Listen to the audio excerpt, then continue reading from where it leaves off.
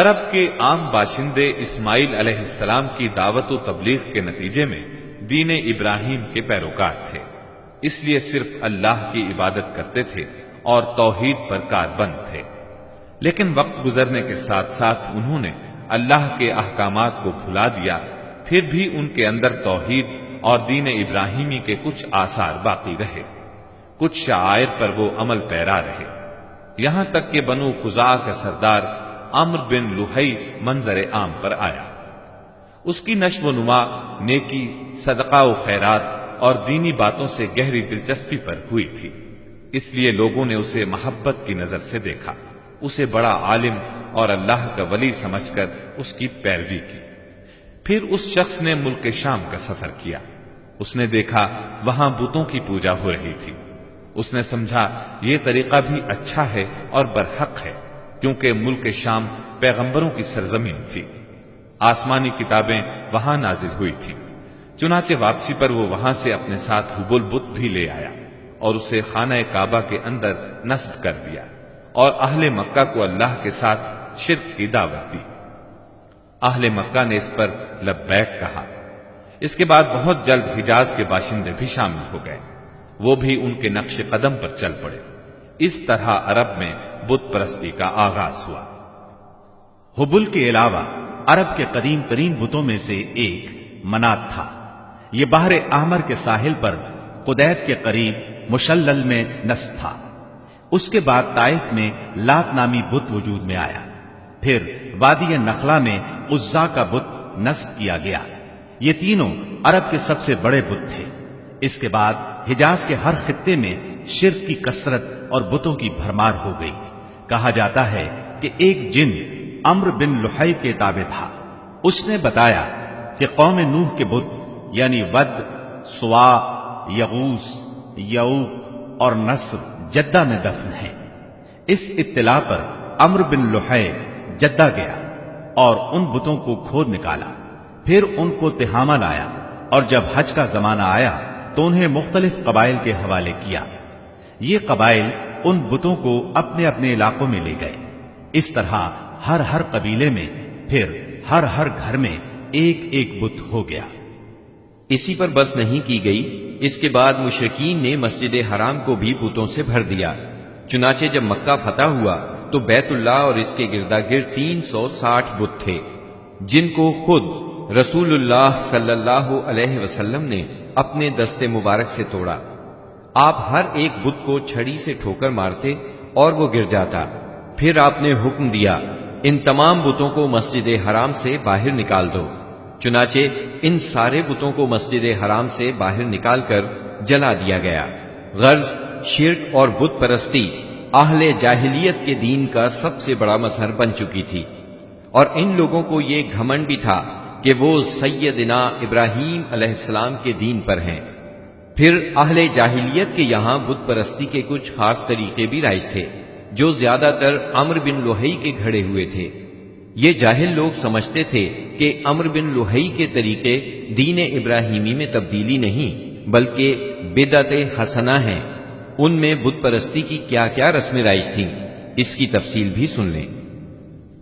Number 1، اس دور کے جاہل مشرک بتوں کے پاس مجاور بن کر بیٹھتے تھے، ان کی پناہ ڈھونڈتے تھے، انہیں زور زور سے پکارتے تھے، حاجت روائی اور مشکل کشائی کے لیے ان کو پکارتے تھے اور سمجھتے تھے کہ وہ اللہ سے سفارش کر کے ہماری مراد پوری کرا دیں گے۔ نمبر 2، وہ بتوں کا حج اور طواف کرتے تھے، ان کے سامنے عجز و نیاز سے پیش آتے تھے اور انہیں سجدہ کرتے تھے۔ نمبر 3، بتوں کے لیے نذرانے اور قربانیاں پیش کرتے اور قربانی کے ان جانوروں کو کبھی بتوں کے آستانوں پر لے جا کر ذبح کرتے تھے اور کبھی کسی اور جگہ ذبح کر لیتے تھے، مگر بتوں کے نام پر ذبح کرتے تھے۔ ذبح کی ان دونوں صورتوں کا ذکر اللہ تعالیٰ نے سورۃ المائدہ کی آیت نمبر 3 میں کیا ہے۔ وَمَا ذُبِحَ عَلَى النُّصُبِ، یعنی وہ جانور بھی حرام ہیں جو آستانوں پر ذبح کیے گئے ہوں۔ دوسری جگہ یعنی سورہ انعام کی آیت 121 میں فرماتے ہیں، وَلَا تَأْكُلُوا مِمَّا لَمْ يُذْكَرِ اسْمُ اللَّهِ عَلَيْهِ، یعنی اس جانور کا گوشت مت کھاؤ جس پر اللہ کا نام نہ لیا گیا ہو۔ نمبر 4، بتوں کا قرب حاصل کرنے کا ایک طریقہ یہ بھی تھا کہ مشرقین اپنی سمجھ کے مطابق اپنے کھانے پینے کی چیزوں اور اپنی کھیتی اور چوپائے کی پیداوار کا ایک حصہ بتوں کے لیے خاص کرتے تھے۔ اس سلسلے میں ان کا دلچسپ رواج یہ تھا کہ وہ اللہ کے لیے بھی اپنی کھیتی اور جانوروں کی پیداوار کا ایک حصہ خاص کرتے تھے۔ پھر مختلف اسباب کی بنا پر اللہ کا حصہ تو بتوں کی طرف منتقل کر سکتے تھے، لیکن بتوں کا حصہ کسی بھی حال میں اللہ کی طرف منتقل نہیں کر سکتے تھے۔ اس بری عادت کا تذکرہ بھی اللہ تعالی نے سورہ انعام کی آیت 136 میں کیا ہے۔ وَجَعَلُوا لِلَّهِ مِمَّا ذَرَأَ مِنَ الْحَرْثِ وَالْأَنْعَامِ نَصِيبًا فَقَالُوا هَذَا لِلَّهِ بِزَعْمِهِمْ وَهَذَا لِشُرَكَائِنَا فَمَا كَانَ لِشُرَكَائِهِمْ فَلَا يَصِلُ إِلَى اللَّهِ وَمَا كَانَ لِلَّهِ فَهُوَ يَصِلُ إِلَى شُرَكَائِهِمْ سَاءَ مَا يَحْكُمُونَ۔ اللہ نے جو کھیتی اور چوپائے پیدا کیے ہیں اس کا ایک حصہ انہوں نے اللہ کے لیے مقرر کیا، اور بزعم خود کہتے ہیں کہ یہ اللہ کے لیے ہے اور یہ ہمارے شرکاء کے لیے ہے۔ تو جو ان کے شرکاء کے لیے ہوتا ہے وہ تو اللہ کے لیے نہیں پہنچتا، مگر جو اللہ کے لیے ہوتا ہے وہ ان کے شرکاء تک پہنچ جاتا ہے۔ کتنا برا ہے وہ فیصلہ جو یہ لوگ کرتے ہیں۔ نمبر 5، بتوں کا قرب حاصل کرنے کا ایک طریقہ یہ بھی تھا کہ وہ مشرکین کھیتی اور چوپایوں میں مختلف قسم کی نظریں مانتے تھے۔ اللہ تعالی سورہ انعام کی آیت 138 میں فرماتے ہیں، وَقَالُوا هَٰذِهِ أَنْعَامٌ وَحَرْثٌ حِجْرٌ لَّا يَطْعَمُهَا إِلَّا مَن نَّشَاءُ بِزَعْمِهِمْ وَأَنْعَامٌ حُرِّمَتْ ظُهُورُهَا وَأَنْعَامٌ لَّا يَذْكُرُونَ اسْمَ اللَّهِ عَلَيْهَا افْتِرَاءً عَلَيْهِ۔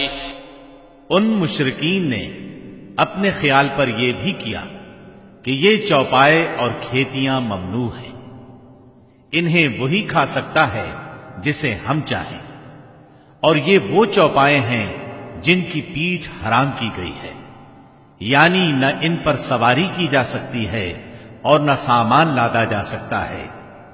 اور کچھ چوپائے ایسے ہیں جن پر یہ لوگ اللہ پر افتراء کرتے ہوئے اللہ کا نام نہیں لیتے۔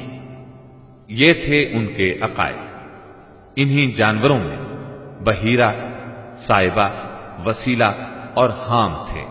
سیرت نگار ابن اسحاق کہتے ہیں، بحیرہ صائبہ کی بچی کو کہا جاتا ہے، اور صائبہ اس اونٹنی کو کہا جاتا ہے جس سے پے در پے 10-12 مادہ بچے پیدا ہوں، درمیان میں کوئی نر نہ ہو۔ ایسی اونٹنی کو آزاد چھوڑ دیا جاتا تھا، اس پر سواری نہیں کی جاتی تھی، اس کے بال بھی نہیں کاٹے جاتے تھے، اور مہمان کے سوا اس کا دودھ کوئی نہیں پی سکتا تھا۔ اس کے بعد یہ اونٹنی جو مادہ بچہ جنتی، اس کا کان چیر دیا جاتا اور اسے بھی اس کی ماں کے ساتھ آزاد چھوڑ دیا جاتا، اس پر سواری بھی نہ کی جاتی، اس کے بال نہ کاٹے جاتے، اور مہمان کے سوا کوئی اس کا دودھ نہ پیتا۔ اسی کو بحیرہ کہتے ہیں، اور صائبہ اس کی ماں ہے۔ وسیلہ اس بکری کو کہا جاتا تھا جو 5 مرتبہ پے در پے 2 مادہ بچے جنتی تھی، یعنی 5 بار میں 10 مادہ بچے پیدا ہوتے، درمیان میں کوئی نر نہ پیدا ہوتا۔ اس بکری کو اس لیے وسیلہ کہا جاتا تھا کہ وہ سارے مادہ بچوں کو ایک دوسرے سے جوڑ دیتی تھی۔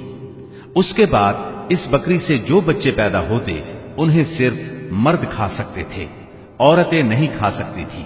البتہ اگر کوئی بچہ مردہ پیدا ہوتا تو اس کو مرد عورت سبھی کھا سکتے تھے۔ حام اس نر اونٹ کو کہتے تھے جس کی جفتی سے پے در پے 10 مادہ بچے پیدا ہوتے، درمیان میں نر نہ پیدا ہوتا۔ ایسے اونٹ کی پیٹھ محفوظ کر دی جاتی تھی، نہ اس پر سواری کی جاتی، نہ بال کاٹے جاتے، بلکہ اسے اونٹوں کے ریوڑ میں جفتی کے لیے آزاد چھوڑ دیا جاتا۔ اس کے سوا اس سے کوئی اور فائدہ نہ اٹھایا جاتا۔ عرب اپنے بتوں کے ساتھ یہ سب کچھ اس عقیدے سے کرتے تھے کہ یہ بت انہیں اللہ کے قریب کر دیں گے اور اللہ کے حضور ان کی سفارش کر دیں گے۔ چنانچہ مشرکین جو کہتے تھے، قرآن کریم میں اللہ تعالیٰ نے سورہ زمر کی آیت نمبر 3 میں اس طرح تذکرہ کیا ہے، ما نعبدهم إلا ليقربونا إلى الله زلفى، ہم ان کی عبادت صرف اس لیے کر رہے ہیں کہ وہ ہمیں اللہ کے قریب کر دیں۔ اسی طرح قرآن کریم کی سورہ یونس آیت 18 میں یہ الفاظ آئے ہیں، وَيَعْبُدُونَ مِن دُونِ اللَّهِ مَا لَا يَضُرُّهُمْ وَلَا يَنفَعُهُمْ وَيَقُولُونَ هَؤُلَاءِ شُفَعَاؤُنَا عِندَ اللَّهِ، یہ مشرکین اللہ کے سوا ان کی عبادت کرتے ہیں جو انہیں نہ نفع پہنچا سکیں نہ نقصان، اور کہتے ہیں کہ یہ اللہ کے پاس ہمارے سفارشی ہیں۔ مشرکین عرب کاہنوں، عرافوں اور نجومیوں کی خبروں پر بھی ایمان رکھتے تھے۔ کاہن اسے کہتے ہیں جو آنے والے واقعات کی پیش گوئی کرے اور جو چھپے ہوئے رازوں کے جاننے کا دعویٰ کرے۔ نجومی اسے کہتے ہیں جو ستاروں پر غور کر کے ان کی رفتار اور اوقات کا حساب لگا کر پتہ لگاتا ہے کہ دنیا میں آئندہ کیا حالات و واقعات پیش آئیں گے۔ ان نجومیوں کی خبروں کو ماننا دراصل ستاروں پر ایمان لانا ہے۔ مشرکین میں بدشگونی کا بھی رواج تھا، اسے عربی میں طیارہ کہتے ہیں۔ اس کی صورت یہ تھی کہ مشرکین کسی چڑیا یا ہرن کے پاس جا کر اسے بھگاتے تھے۔ اگر وہ دائیں طرف بھاگتا تو اسے اچھا شگون خیال کرتے، کامیابی کی علامت خیال کرتے اور اپنا کام کر گزرتے۔ اگر وہ بائیں طرف بھاگتا تو اسے نحوست کی علامت سمجھ کر اپنے کام سے باز رہتے۔ اسی طرح اگر کوئی چڑیا یا جانور راستہ کاٹ دیتا تو اس کو منحوس خیال کرتے۔ اسی سے ملتی جلتی ایک حرکت یہ تھی کہ مشرکین خرگوش کے ٹخنے کی ہڈی لٹکاتے تھے اور بعض دنوں، بعض مہینوں، جانوروں، گھروں اور عورتوں کو منحوس سمجھتے تھے۔ آج کے دور میں بھی ایسی باتیں سننے میں آتی ہیں، کالی بلی راستہ کاٹ گئی، اللہ خیر کرے وغیرہ۔ قریش کی ایک بدعت یہ تھی کہ وہ کہتے تھے ہم سیدنا ابراہیم علیہ السلام کی اولاد ہیں، حرم کے پاسبان، بیت اللہ کے والی اور مکے کے باشندے ہیں۔ کوئی شخص ہمارا ہم مرتبہ نہیں اور نہ کسی کے حقوق ہمارے حقوق کے مساوی ہیں۔ اسی لیے یہ لوگ اپنا نام ہمس یعنی بہادر رکھتے تھے، لہذا ہمارے شایان شان نہیں کہ ہم حدود حرم سے باہر جائیں۔ چنانچہ حج کے دوران میں یہ لوگ عرفات نہیں جاتے تھے اور نہ وہاں سے افاضہ کرتے تھے، بلکہ مزدلفہ ہی میں ٹھہر کر وہیں سے افاضہ کر لیتے تھے۔ اللہ تعالی نے اس بدعت کی اصلاح کرتے ہوئے سورہ بقرہ کی آیت 199 میں فرمایا، ثم افیضوا من حیث افاض الناس، یعنی تم لوگ بھی وہیں سے افاضہ کرو جہاں سے سارے لوگ افاضہ کرتے ہیں۔ ان کی ایک بدعت یہ بھی تھی کہ انہوں نے بیرون حرم کے باشندوں کو حکم دے رکھا تھا کہ وہ حرم میں آنے کے بعد پہلا طواف ہمس سے حاصل کیے ہوئے کپڑوں ہی میں کریں۔ چنانچہ ان کا کپڑا اگر دستیاب نہ ہوتا تو مرد ننگے طواف کرتے اور عورتیں اپنے سارے کپڑے اتار کر صرف ایک چھوٹا سا کھلا کرتا پہن لیتی اور اسی میں طواف کرتی اور دوران طواف یہ شعر پڑھتی، اليوم يبدو بعضه أو كله وما بدأ منه فلا أحله، آج کچھ یا ساری شرمگاہ کھل جائے گی، لیکن جو کھل جائے میں اسے دیکھنا حلال قرار نہیں دیتی۔ اللہ تعالی نے ان خرافات کے خاتمے کے لیے سورہ آراف کی آیت نمبر 31 میں فرمایا، یا بنی آدم خذوا زینتکم عند کل مسجد، یعنی اے آدم کے بیٹو، ہر مسجد کے پاس اپنی زینت اختیار کرو۔ یہی دین یعنی شرک و بت پرستی اور توہمات و خرافات پر مبنی عقیدے والا دین عام اہل عرب کا دین تھا۔ Thank you for watching. Please remember to like and share this video and check out our previous videos about Islam.